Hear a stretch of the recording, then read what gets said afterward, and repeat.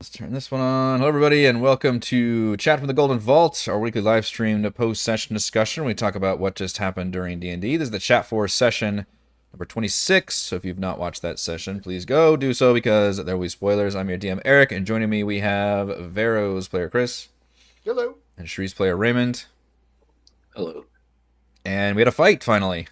A fight, yeah. We literally, I don't think, have had combat in like 3 sessions or something.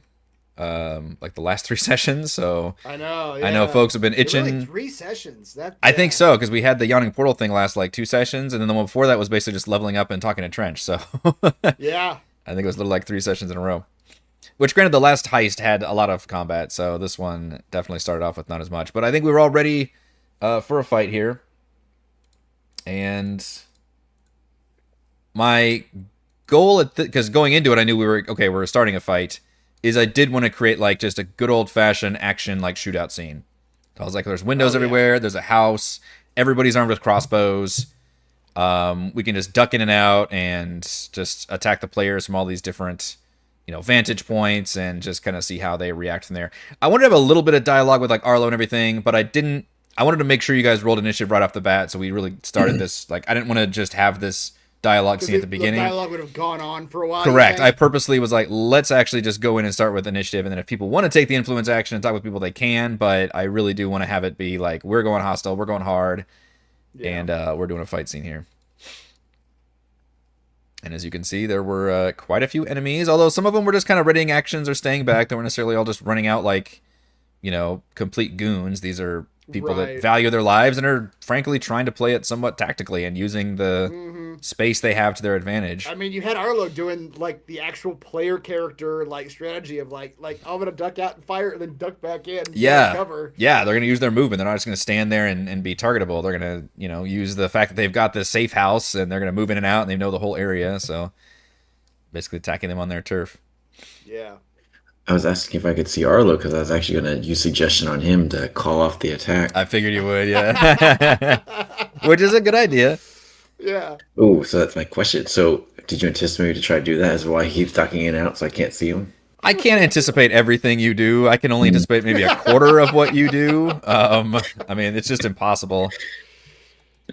I will say that these guys are not stupid. Like, these are pretty smart gangster guys. And it would really depend on the suggestion that you gave. So, like, with the guy that you did suggest to, I was like, that's reasonable, and he would probably believe that and try to carry it out. It would have been similar. I actually had it typed up, and that's when I made that comment. It's like, you got me changing things now. Right. Yeah, that one prepped. When Marvin, it was going to be something like call off your attack and then bring a support or tell us where it was almost the same thing. Yeah. If I was going to have him call off the attack since he's the boss, I figured he could have that power. He probably would have, but then the others would have been very confused about where that's going and not necessarily been down with that either. So it would have been an interesting tug of war with the battle. But yeah, I figure Arlo's sway is so strong though. I mean, if he's really in charge of these guys, it might be like anything goes. Maybe he's got a good reason for it. I don't know. Yeah, I could do a thing where they're making like, checks to try to figure it out or something where it's at least taken up. The interesting thing on the DM side is I want to reward you for, casting the spell and the clever thinking. And on the same time, I want to play my creatures. I use that term loosely. And these particular ones are intelligent. These aren't like goblins or lizard folk or something. These are like trained, hardened, veteran professionals. So I do want to treat them with respect. So there's a, trying to thread that needle would be the trick there, is to not just say like, oh, well, they're too smart to follow that, but, try to compromise a little bit by saying like, well, they would be pretty questioning about why that suddenly is the change of heart on his, on their dude. Yeah, for sure. True. Yeah. I loved how you guys like were splitting up. Other than maybe Stacey and Tavine, you guys were. Yeah, which I'll be honest, I kind of regretted my decision about 3/4 of the way through the session because I was like, I could have gone out the front. Yeah. And like going out the back is fine, but I always, especially with this character I've recognized, underestimate the time to move around. Like how long it takes to get from place to place. Even with like bonus action dashing. Yeah, even with bonus action dashing. I spent almost this entire session just sort of kind of just getting back to the fight. You know what I mean? Yeah. like going along. I mean, it's fun. I think you're taking advantage of your doubles, whatever, your 2-story, whatever that's called, in the rogue ability and getting around, because you don't know what you're. I know what you're looking at, but you don't know until you get there. Yeah, I don't know what's behind each door. Yeah, exactly. Right. Yeah, so I thought it's fun. It does put the more burden on the rest of your party to then take the hits and deal with that. And yeah. And like I said, you don't get advantage of sneak attack also when you're doing it, but I also think that's true to your just the character that you've built is like, no, I'm actually the like sneaky rogue and who likes to climb around and explore places. And you were in a position to be able to do that, so I didn't mind that, but I can't speak for the rest of your party. That at least seeing the other building now, I'll be able to be helpful getting in from the back end somehow. I don't know what's behind those windows over there, but I'm gonna find out. Yeah. It's funny because I know all the stuff, but you guys are still stumbling around a little bit. Exactly. But I like this. I like the chaos of these types of maps because it does be and I know you played with it once with Arlo later, like his last turn, but like the whole thing of like, when people get out of line of sight, you don't know where they went necessarily. Yeah. Like both us for the enemies and also the enemies for us. Like you go in a door, I mean, they may have a better idea of like, they know what room's in that door. Yeah. But they don't know if we went left or right once we went in the door, you know, like we don't when they back out, we don't know which direction they went. So it's this like, we could happen upon each other. In these sort of corridors. Yeah, and that's another thing where I do try to play it like, you know, they're intelligent, they know the grounds, but they don't necessarily have constant eyes on you. They are shouting at each other and trying to get some information that way. But yeah, a lot of times you guys can just kind of, you know, come across each other basically. Yeah. Which next time we need to remember that we do have those earpieces. We can talk to each other. You do have the earpieces. You could talk to each other. Yep. Yeah, you guys have a lot of magic items that you guys aren't necessarily using yet. I don't know if you forget about them or just keep them close to your chest. I haven't had an opportunity yet. I was staring at the magic items going like, okay, when do I use this? There's like one dude around me, and I'm like, oh, wait. Same. I thought about mine, but I was like, I can't find the time yet. Ray obviously uses Hat of Disguise like crazy, which I thought he would. Signature item now. Yep. And I was going to argue with your comment of us splitting out. I mean, we're kind of do the heisty thing where everyone goes to do their own things and it all like meshes together at the end. Yeah, hopefully. And I'm always in favor of it. Yeah. I know the problem is we don't know what that mesh is because exactly. It's more dangerous. It's more dangerous for you all. And you all just saw, I mean, Stacey literally almost went down. She had 80 some hit points. And at one point, I think she had like 10 or 12. Like I did so much damage to her because you were like the only one left there just taking all the hits. So that's the downside of splitting up is it's easier for one person to get super targeted. It's tough too. Like, you know, Element suddenly disappeared. I'm sure she could take some hits. But... Yeah, that's true. And I honestly, between you all, I didn't scale anything for her being gone. It was just because I figured also this was going to be a tricky situation of, you know, she's probably going to come back and then we'll still be in this fight. So like I'll have to magically spawn people in. What I did do though is some people just like readied actions or they just kind of repositioned. They weren't necessarily, again, all swarming out and attacking at once. So I did try to keep some. So in fact, you may have not changed the starting condition. Maybe it wasn't as aggressive and In fact, that guy that you aggroed, Chris, on that rear balcony, I didn't even roll initiative for him initially. Because he was the one guy who was far enough away that wouldn't have been aggroed, and it was ironic that you actually forced the aggro on him. And forced him into the fight.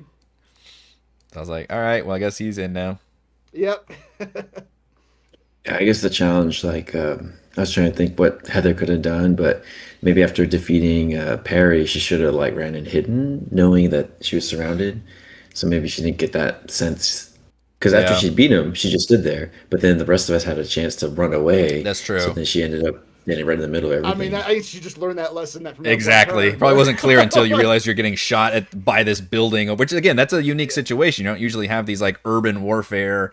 Like people shooting out of second-story windows that you have to worry about. You got to worry about like line of sight. You got to worry. It's a lot of line of sight conditions. And I also get that it's not very intuitive in Roll20 because I'm constantly attacking you with tokens that you can't visibly see on the map, and that's why you're describing balconies. I'm trying to constantly describe, but I get that it's tricky on y'all's end to which I finally put a dotted line down. I was like, hey, here's where that balcony is. You're getting shot to hell by the people up here.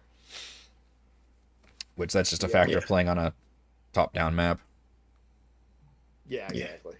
but she's also a wrestler, and all her enemies are always in front of her. So maybe she's not used to being Yeah. sniped at. Yeah. Yeah, I guess she does need better armor. For some reason, I always think she's a barbarian, and that's why her AC's lower. But she's a I straight up literally, fighter. Eric, I messed up because I literally, and the last time we were in town, Yeah. when I was writing down, I was making a list of things to buy in town, Yeah. and I literally at the bottom of that list, I wrote Stacey dash plate mail question mark. Like I literally wrote Oh, it down during because our I think previous I think shopping it run. occurred to me during our last adventure that she was getting hit with 16s and 17s, and I was like, no, she needs plate mail. She's a warrior. Like, she's a Yeah, fighter. They should yeah. have plate Might mail. as well. Yeah. So I meant to remind her during our last shop, like our last in town thing, that yeah, plate mail would be very good for You her. guys just came out of a big heist on the last, or the 2 ones ago, right? The casino heist. You could have afforded Yeah. one back then, I think, right? Right. Yeah, I think Yeah. at any time she could have bought it. Yeah. I think she forgot. I was gonna. But I was think gonna in remind her, universe but you I have forgot. to explain that, like, no, we can bedazzle it. It's about Yeah. the fit in this case. I bet you could bedazzle plate mail better than chainmail. Yeah, Like, I think you it's said that in the it's- stream. Yeah, but that's true. She as a frontline fighter, she needs to have Yeah. better AC for sure. Yep. You guys, for once, are not a very high AC party, which has not Right. been the case previously. Yeah. Tavine, I think, is sitting at a 15. We see Shari's a wizard is pretty low. Vero's at a 16, and then Stacey at 16. That's probably our lowest AC party ever, actually. Yeah. Which, I mean, if Stacey wanted to, she doesn't want to, but if she wanted to, she could equip a shield. A So shield. could I. She's never gonna not use a two-handed weapon. Come on. Exactly. Yeah, she's not gonna do it. But I think she and I can both. I've got a shield in my inventory, but I have never equipped it because it limits the rogue stuff. Uh, so yeah, we could increase those a little bit, but Yeah. Yeah, but we're heisty people. We're not supposed to be. exactly. We're not. Yeah, we're not supposed to be. tanky people. We True. Stay mobile. Yeah, that's true. But this is one case where you're in a giant fucking battle. Now, the interesting thing is, you guys just got a huge piece of information which I loved, and I was looking at the clock going, normally I was going to stop it at the start of the initiative order, but you did Yeah. that suggestion, I think, right at the start, Mm. and it failed to where I was like, I know exactly where we're going to end this session, which is he's going to drop the bomb that the painting isn't even here. Right. Your princess is in another castle. Yeah. Mhm. Well, good thing you reminded me about the earpieces. I'm gonna assume I took it back, but I can now let everybody know. Assuming I remember in 2 weeks or 3 weeks. Or I know whatever. exactly. Well, so Exactly. now I'm interested to know how you all are going to, which, yeah, you'll have to figure that out then. But armed with that information, how are you going to proceed from here? Because we've previously had a whole fight that you all backed off from, famously in Talkworth's Clockworks. You actually fought her, Yeah. pinned her to the ground, took her thing, and then ran away, which was one of the few times in our entire D&D playing experience, career, whatever, that there was a fight that you all removed yourselves from willingly. Yep. Yeah. And in the back of my head, I'm thinking, this is one of those situations where we don't have to fight to the bitter, bitter end. And neither side might even necessarily want to do that. And especially well, that's yeah. once you realize that, the thing we need is not actually here. information and not here. Right. Assuming that, again, this will be very interesting if Ray's actually not here for our next session. 'Cause then, I don't know how you're gonna do that, but assuming that Ray actually gets the information of where we do need to go next. Yeah. Then I do feel like we might be inclined to somehow retreat. The problem is I don't see us retreating diplomatically. Yeah. If we do retreat, I think it would be a violent retreat. Yeah. Which I would be interested to figure that out too. Yeah. Like I said, I'm always on y'all's side. I want to make the story as cool and fun as possible, and that might not necessarily be everybody having just a big bloody fight right here, is what I'm saying. So Yeah, it's yeah. interesting that, and again, these guys aren't zealots or monsters or something. Right. They're just people that are being attacked. So it will be interesting, and it might have made it more difficult now that Stacey has charged up the room into surrounded by bad guys. Yeah. If she's even able to get out of that situation or even wants to. Maybe we do have to fight for another session and figure out where. Ooh, maybe we take Arlo as a hostage and walk out of there. Yeah, I mean, all things are possible, basically. Yeah. Yeah, that's assuming she rolls better than today. She Yeah. whiffed. She whiffed twice at Arlo. That's Boy, true. a couple, and then I think Tavine was struggling to get some hits in as well. Like Yeah. he beat up that one guy the first time, and then he kind of shit the bed after that. Right. Well, if I'm not here, I'm going to argue that Fengir hasn't told me where it is yet. He's Grigir. only told me, Yeah, or Grigir, yeah. which He's is only something told I'm. me who- Good. He's only told me who has it. So he might try to snap out of the charm, but like, wait, you haven't told me where it is. At least tell me, who your boss is or where your boss is located. Right. Um, Yeah. and then if I can get more information out of him, assuming that the thing drops, I'll earpiece everybody like, hey guys, Yeah. the painting's out here. We can fight this fight, but it's not going to get us anywhere. You need And to, then Eric, you need to clip this for use it as a DM clip. Like just play this. I know. I need to go back and it's re-listen like to one of the those chat. those messages with the holographic face. Yeah. Yeah. Oh yeah. I also feel like Heather is a big decision maker whether we continue to fight or not. And we're her being less. I Whether think we she's can what? convince She's the one you have to Stacey convince stop to back attacking? off. Yeah. Yeah. Well, we don't have to convince her. She's like at a quarter health. That's Um, yeah. She's at half now. She's actually healed up quite a Okay. bit because of second winds Okay. and potions. But Okay. she just ran upstairs and there's a lot of bad guys and none of them have been Yeah, injured really. at all. Yeah. And I don't know where Vero is, but Tavine and me are outside Nobody the knows where building. Vero is in any fight. to Vero be fair, doesn't know where that's Vero that's is. actually on brand for Vero. Like at this point, they just assume he's not going to be around until he pops up at some Yeah. point. Yeah. And then assuming Ellen's back next week, I mean, she'll be Yeah. outside too. So Yeah, Right. Yeah. She'll be wherever we Well, start her. Yeah. Exactly. we're all outside except for Stacey. yeah. Yep. Oh my gosh, what if Stacey gets taken prisoner hostage? That's something I have never been able to pull off as a DM.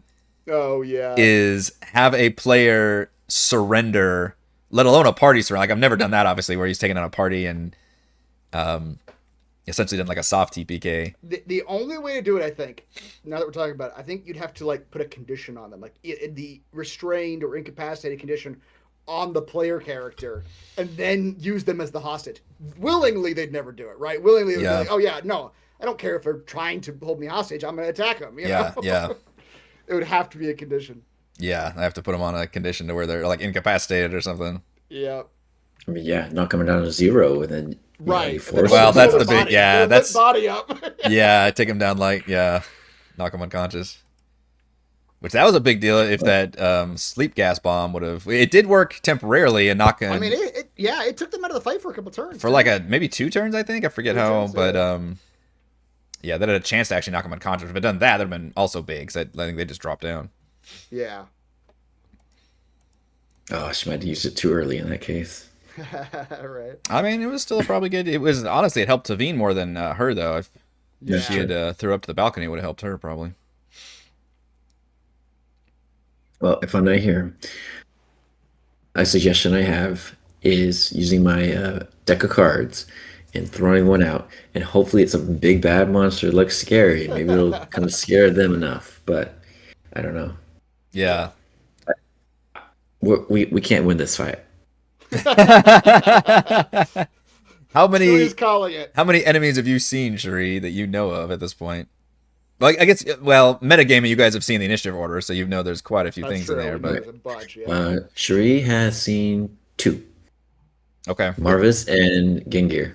well, you know that there's been guys upstairs shooting at you, so you've seen at least. Oh, yeah. Obviously, Arlo's up there, Enna's up there, another guy, 2 other guys up there with crossbows been shooting down. So you know there's at least 4 upstairs, Right. Maybe. and then I you've think seen. I ran off before the shooting happened. Yeah, maybe. And yeah, you've seen at least 2 downstairs. Tavine has seen probably 2 or 3. Stacey's now seen the most because she actually went through the front door, saw 1. I think she still saw Grigir to the west and then ran up the stairs. And then I guess I won't tell you, but she sees quite a few more upstairs. Basically, a lot of the upstairs people that were shooting at I you mean, all. you were describing her running past people, so Correct. yeah, I assume, yeah. Yeah, so she would be more knowledgeable about that. And they hit but- pretty hard, too.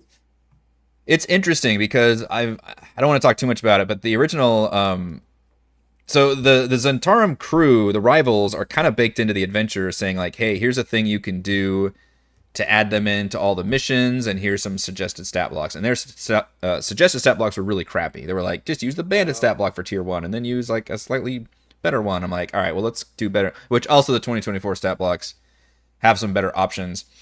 They're not individually that strong, but there are 5 of them that all are basically sort of a mini boss level. Right. So the original adventure here has one really strong boss and then a bunch of underlings. I actually removed that boss and instead put my Zentarum crew here. So now there's like 5 mini bosses. So I am interested to see what that does to the balance, but it certainly gives me a lot of good action economy to work with, I think. Right. That's dangerous for us. When the action Yeah. with 5 players, well, I guess 4 tonight, but Yeah. when the action economy is not in our favor, that starts to feel real dangerous. Yeah, and obviously not only are there the 5 there, but they also have several of these red shirts, Right. like several of these little spy stat blocks or the tough stat blocks or whatever else that are also running around. Yep. And frankly, you guys took out one spy, the one guy from the very beginning that Stacey basically laid into, and then Tavine took out. And then Tavine was able to punch one guy in the face a couple times, and that's about all the damage you've done so far. Yeah, So not a lot of damage.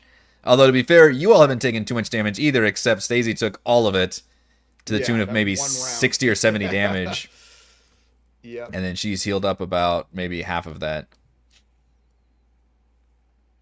But yeah, we're still in this fight, but you guys got some good information, and yeah, I might have to do a lot of prep work.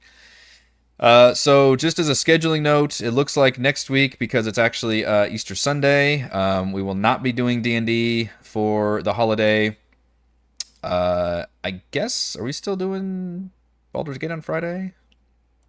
I don't see why not. I think we're still doing, right? We're still available. Good. It's Good Friday. It's technically a holiday, but I don't have anything happening for Good Friday. no, I don't so- either. My kids are off school, but Yeah. that's about it. And then we're gonna have Chris and Reese are both on vacation the week after that. So unfortunately, we are looking at probably taking the next 2 weeks off of D&D, which is an awkward time to do it, but that's just the way real life works. Yep. And looking at possibly coming back the 19th, which is Raymond's birthday. So we might not have Raymond around, which I totally don't blame him, because Yeah, which is why we were talking about what Ray would. yeah, do it might have. here. Yeah, and I do normally, if we have one player who can't make it, like tonight, we still do D&D. If we have more than one player, then we or it's a holiday thing, then we look at canceling. So more than likely we would be back for the 19th. I mean, technically I could, if I wanted to. We did one time where I ran a D&D session for like 2 or 3 people. Yeah, But it was you could do a 3-person. I could, but the reason we did it last time in that campaign is because we were literally between adventures, and I could right. come up with something. This is like the worst time to try to do It is something when we're in the. worst, It would literally have to be like, here's a one shot that's completely on its own. So, which I don't know if I Yeah. have the wherewithal to come up with, but figure that out. we will see. Maybe it'll just be me playing video games or something. I don't know. Yeah. But unfortunately, we are taking probably a little bit of a hiatus. And we'll come back later in April. So anything else about session 26? Their little shootout at the stables. Yeah. Looking at doing more Yeah, combat system and swap. Yeah. possibly trying to. Well, I'm very curious to see how this plays out. Armed with this information now. Which you guys will have a lot of time to think about it. What I should do is remind everybody like a couple days before we all come back, and then you guys let get us a think chance to about it a little bit. reacclimate, because it's going to take a Yeah. hot second to get back in there. Right. Now, that is one of the things you wanted us to do, was to chat about. Yeah. Yeah, that would be a good time for it for sure. Oh, and another note too, in case Yeah. you forget, but since suggestion is concentration, not that Stink Cloud matters anymore, but that should drop. I did So- actually turn that off. I forgot to mention it, but I did Okay. put it on the GM layer. But you're right. The one thing it did do, obviously, it took that one guy out for like 2 or 3 turns, the real Marvis. And then the spy that was going to go downstairs did not, because the stink cloud was there. So he came up and actually opened the door and tried to attack Vero. So that's why he came back upstairs. That's why my threat didn't work. Yeah. because- That's why he ended up going back Stink up, cloud. because the stink cloud deterred him from going downstairs. Yep. Okay. All right, folks, that is going to do it for this week's chat. Thank you to Chris and Raymond. Thank you to the wonderful fans for watching, and we will see you all in maybe like 3 weeks. Yeah. Later, folks.